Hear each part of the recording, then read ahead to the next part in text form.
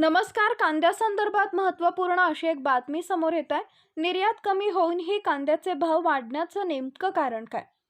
तर काय आहे बातमी हे पाहण्या अगोदर चॅनलवर नवीन असाल तर चॅनलला सबस्क्राईब करून शेजारील बेल आयकॉन प्रेस करा.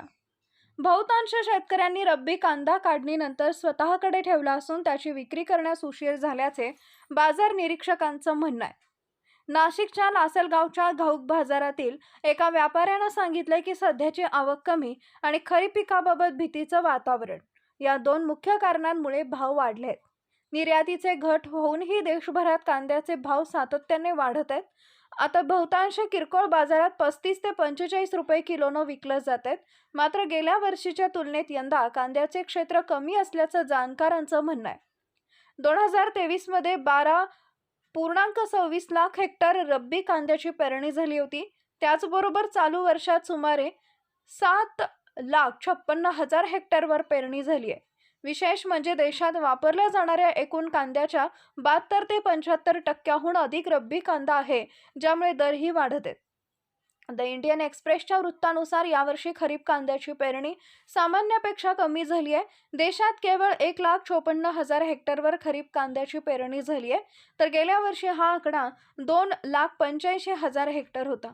मात्र नाशिकसह अन्य भागात पाऊस चांगला झाल्याने पेरण्या सरासरीपेक्षा जास्त होण्याची शक्यता असल्याने क्षेत्र वाढण्याची शक्यता आहे.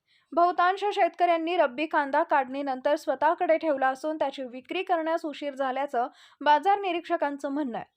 नाशिकच्या लासलगावच्या घाऊक बाजारातील एका व्यापाऱ्यानं सांगितलंय की सध्याची आवक कमी आणि खरीप पिकाबाबत भीतीचं वातावरण या दोन मुख्य कारणांमुळे भाव वाढले. मात्र वर्षाच्या अखेरीस नवीन पीक आल्यावर भाव खाली येऊ शकतात असंही त्यांचं म्हणणं आहे. निफाड तालुक्यातील लासलगावची घाऊक बाजारपेठ ही देशातील सर्वात मोठी कांद्याची बाजारपेठ आहे. गेल्या वर्षभरापासून केंद्र सरकारने कांद्याबाबत कडक धोरण अवलंबलंय. तांत्रिकदृष्ट्या निर्यातीला परवानगी आहे, परंतु 40% उच्च निर्यात शुल्क आणि 550 प्रति टन MEP यामुळे सर्व निर्यात थांबली आहे.